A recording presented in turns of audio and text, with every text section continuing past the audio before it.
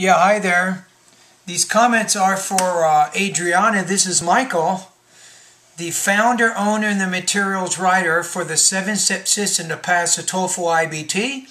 And in this particular video, I'm going to give you some feedback on pronunciation lesson number 45, pronunciation lesson number 47, and also you completed 2 independent speaking tasks to get ready for the TOEFL IBT exam, and I'm also going to give you some feedback in those areas. Now, hold on a second. I want to get a pen out of here. Give me a second. I'm going to get a pen out of my briefcase so I can take some notes. Okay, let me play a little bit of the recording and see if I can figure out where you are.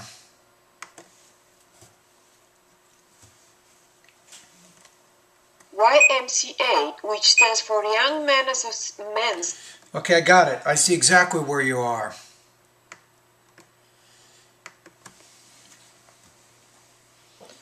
The YMCA, which stands for Young Men's Christian Association, is a human care organization based on Christian values that promotes through its program and spiritual well-being of individuals of all religions, races, ages, and communities.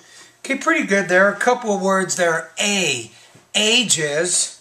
I would pronounce it that way. And everything else was pretty good. Now, let's listen to the beginning of it one more time. I want to make sure you're getting the pitch a little bit. Hold on. Values that promotes through its program and spiritual well-being of individuals of all religions. Okay, so what you want to do is, when you get to the end of a thought group, you want to raise that tone. For example, is a human care organization based on Christian values that promotes, through its programs, the physical, emotional, and spiritual well-being of individuals of all religions, races, ages, and communities. So you could probably do a little bit better on your pitch. At the end of a thought group, for example, the YMCA, at the end of YMCA there, the tone needs to rise a little bit because that's the end of that thought group. Then you get to the next thought group, you say, which stands for Young Men's Christian Association. Again, because you're not done with that idea, the tone should rise at the end of the thought group. And then once you get to the very end of the sentence and you say, and communities, the tone drops a little bit. Races, ages, and communities.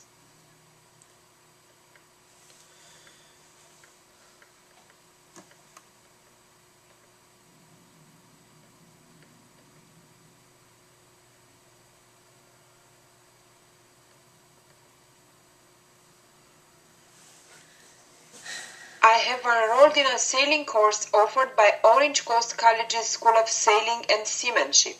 Okay, I would say the word there, school of sailing and seamanship. For a small price of $135 for the 5-week course, they will allow me to use a sailboat for no additional charge. Also, classes are conveniently held on Saturday from 1:15 to 5:15 p.m. That was good with the numbers. So 1:15 to 5:15 p.m. Never do anything on Saturday anyway. And don't forget the S ending. I will never do anything on Saturdays anyway. Let me check that one more time. Seems like you forgot the S on that. Also, classes are conveniently held on Saturday from 1:15 to 5:15 p.m. I never do anything on Saturday anyway. Okay, so grammatical word endings there. Be careful on the S. The word Saturday, in both cases, Saturdays, you weren't pronouncing that S ending. I never do anything on Saturdays anyway. No, you got it there. There it is. You remembered it.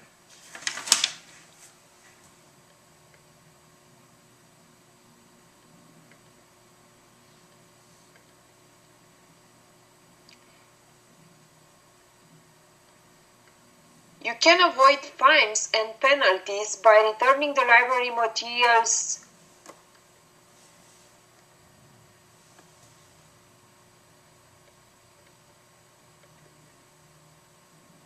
you can avoid fines and penalties by returning library materials promptly. Okay, not bad. So you had to think about it. Now, when you have the word can, which is positive modal, and you have the main verb, the stress is on the main verb. So you can avoid.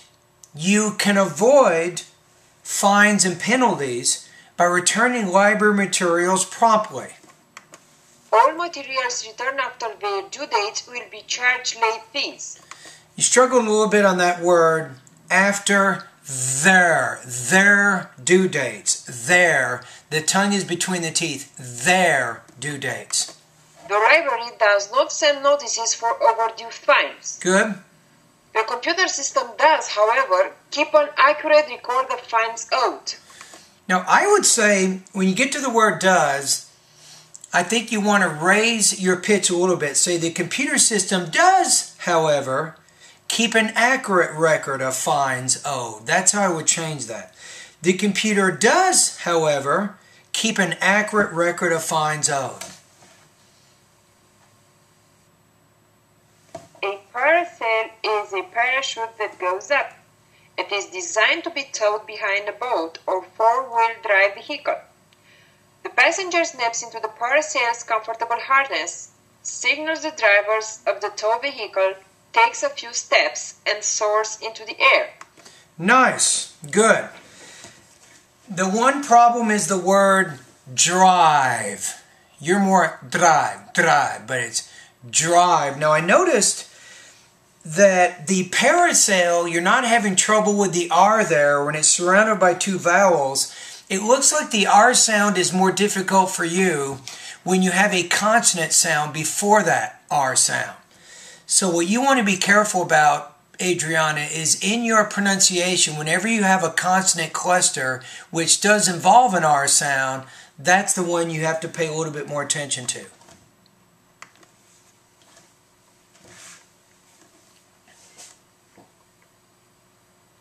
The thesis program leading to the MS in exercise science is designed primarily as a first step in graduate study leading to the Doctor of Philosophy. As such, it is a research-oriented program that introduces students to the nature of and quality of research in exercise science and gives them an opportunity to specialize in an area of interest. Not bad there, and I would say the word area. Area. Let's listen to how you said that one more time. Research in exercise science and gives them an opportunity to specialize in an area of interest. It's almost like saying area, but it's area.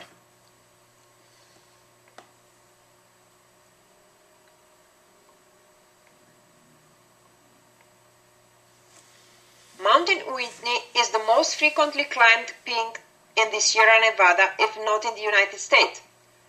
Mountain Whitney is the most frequently climbed peak in the Sierra Nevada. Now you can actually say, when you have the word MT, you can simply say Mount. Mount Whitney. That's the best way to pronounce that. For example, if you see the word MR before a name, that's Mr.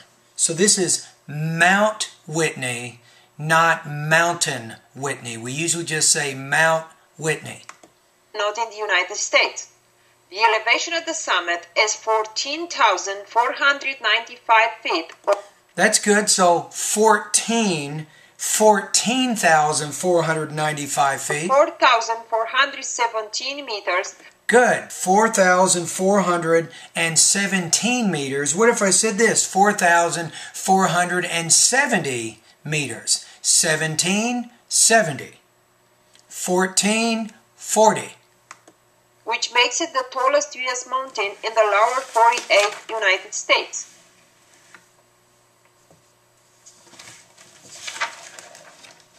We will be going on a professionally guided tour which descends through well-lighted marble passages into a magnificent natural wonder. I'm going to say the word well. Yeah, hi there. Again, these comments are for Adriana.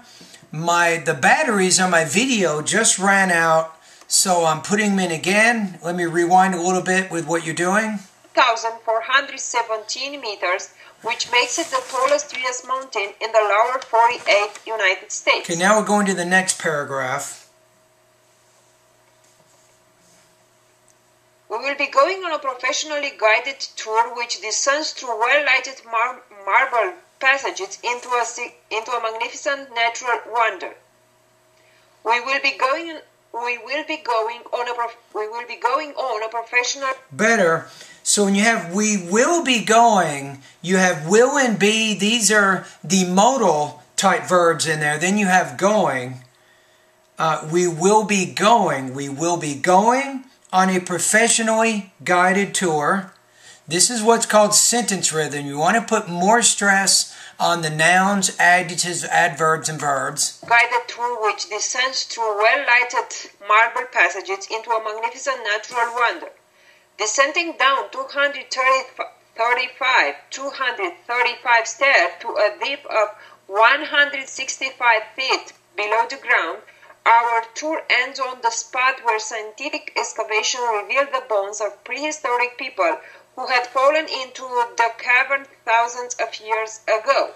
So that was tough for you. So you had a lot of trouble with the numbers in there. Let me read that final sentence. You might want to practice with me right now.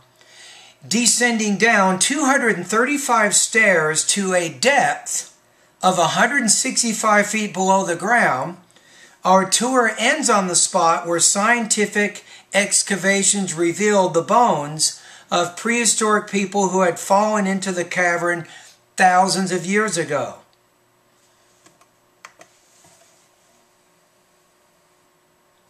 My best friend is a former class. Okay, now, so you did some paragraph readings, and I gave you some feedback on those paragraph readings. Now you're working on two different independent speaking tasks. The first one is, who is your best friend? Why is this person important to you?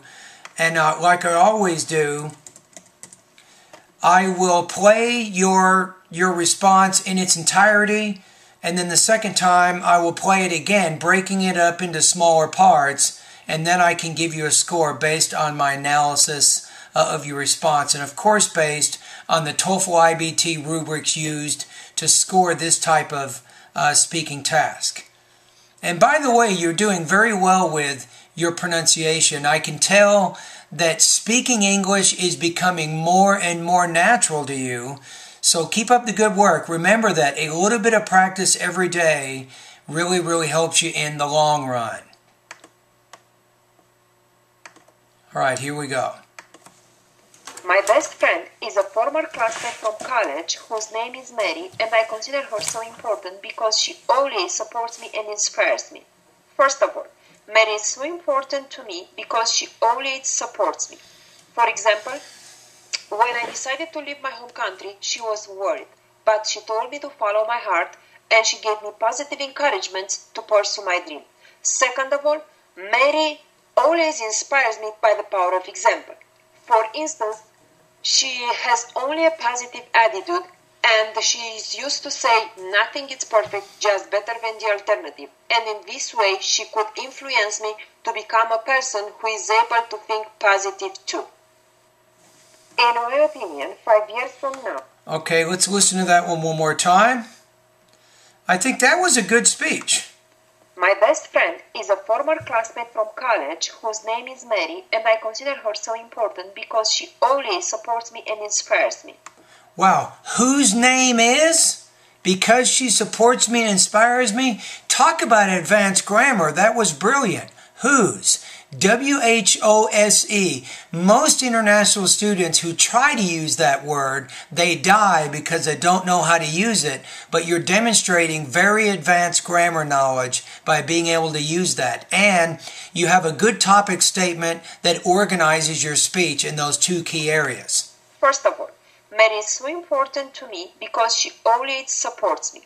For example, when I decided to leave my home country, she was worried, but she told me to follow my heart, and she gave me positive encouragement to pursue my dream. Yes. So the first part of this speech, you connect back to your topic statement, and then you give an example to show how your friend Mary has been supportive of you. Now you're making a transition into the second part of your speech. Second of all, Mary always inspires me by the power of example. For instance, let me listen to the transition word you use. Second of all, Mary always inspires me by the power of example. For instance, she has only a positive attitude and she is used to say nothing is perfect, just better than the alternative. And in this way, I would say better than the alternative. So a little bit of trouble with the TH in there. Better than the alternative. She could influence me to become a person who is able to think positive too. I would say to become a person who is able to think positively too. In my opinion, 5 years. Okay, so this one, this was a very, very nicely organized speech. You have addressed the question. Your delivery was pretty strong. You might have a few minor problems with the TH and the P sound, but it didn't really make it difficult to understand what you were saying, so your delivery was good. Language use was very strong. You're definitely demonstrating a combination of both basic and advanced grammar and also pretty good vocabulary, and I can tell you're not afraid to use the more advanced grammar structures. Topic development, you gave an example to support each of your main ideas in the key parts of the speech, so I thought that was good. So I'm going to give you 26 points out of 30, 3.33 out of 4 on this particular speaking task.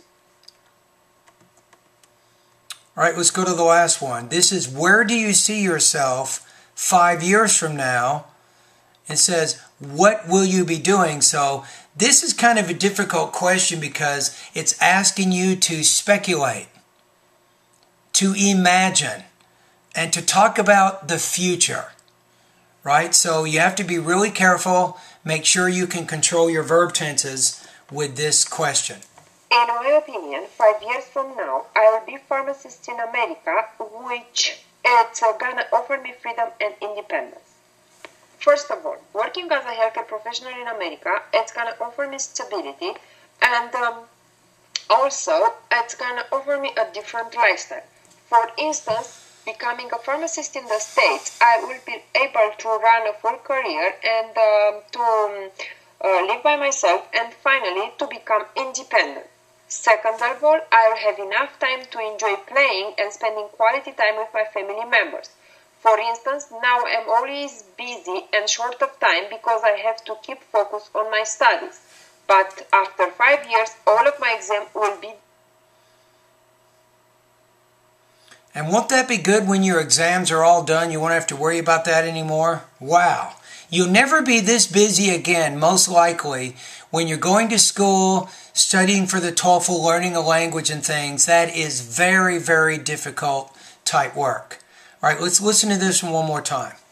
In my opinion, 5 years from now, I will be a pharmacist in America, which it's gonna offer me freedom and independence. Okay, so first of all, I will be a pharmacist. Don't forget the A before pharmacist. Pharmacist is a singular count noun. You want to put the article before it. Now, the next thing is I'm gonna. Gonna is informal type English. I probably would not use that during the TOEFL IBT. I'm going to talk to my friend right now. Okay, in conversational English, it's okay. But when you're doing it in this speech, it kind of feels like you're wearing shorts and a t-shirt when you're going to church. Does that make any sense? Now, if you go to church, you probably will not just wear shorts and a t-shirt. You'll probably wear something a little bit more formal. So because the TOEFL speaking is an academic type speaking test, I would encourage you to use more formal language in that process. So let's listen to that one more time. In America, which it's gonna offer me freedom and independence. So it's going to offer me freedom and independence. So then you have the key idea is becoming the pharmacist will offer you freedom and independence, but it almost turns into a whole different question. What is your dream job and why? Well, I want to be a pharmacist because it gives me freedom. I want to be a pharmacist because I have independence. But if you look at the question simply says, where do you see yourself 5 years from now? What will you be doing? So I think you just simply focus on you'll be a pharmacist and you will also be spending time with your family, something along those lines. So I don't know, the freedom and the independence thing, based on the question, I don't think you had to choose those key points in terms of organizing the speech. I think you could have simply organized the speech around you'll be a pharmacist 5 years from now, and you'll also be spending time with your family 5 years from now. That's probably good enough. Just say, first of all, 5 years from now, I'll be a pharmacist. Blah, blah, blah, blah, blah, blah. 5 years from now, I'll also be spending time with my family. Blah, blah, blah, blah, blah, blah, and you're done. Okay, let's keep going.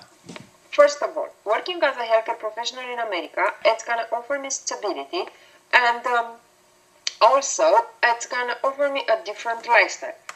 See, this, to me, it doesn't say what you're going to be doing 5 years from now. You're trying to argue why you want to be a pharmacist. To me, this is apples and oranges. It's really not the same task. I don't think with this one, you're straying away from the speaking task. You're not really directly addressing the task. For instance, becoming a pharmacist in the States, I will be able to run a full career and to live by myself, and finally to become independent. So this is what you want to focus on. You'll say 5 years from now, I will be working at a Walgreens as a pharmacist, and during that time, I will be working probably from 8 to 5 p.m. I will be filling patients' prescriptions to help them get better from their illnesses. That's what I'm going to be doing 5 years from now. Second of all, I'll have enough time to enjoy playing and spending quality time with my family members. That's good. I like that focus. So 5 years from now, I will have time, or I will be spending time with my family, blah, blah, blah, blah, blah, blah. For instance, now I'm always busy and short of time because I have to keep focus on my studies. This, I don't think, is that important. The thing you want to focus on is what you're going to be doing 5 years from now, not what you're doing right now. But after 5 years, all of my exams will be...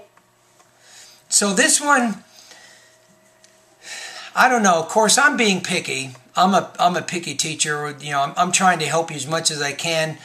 I don't think that you have really directly addressed the task in the way it should be addressed, but at the same time, it's not terrible.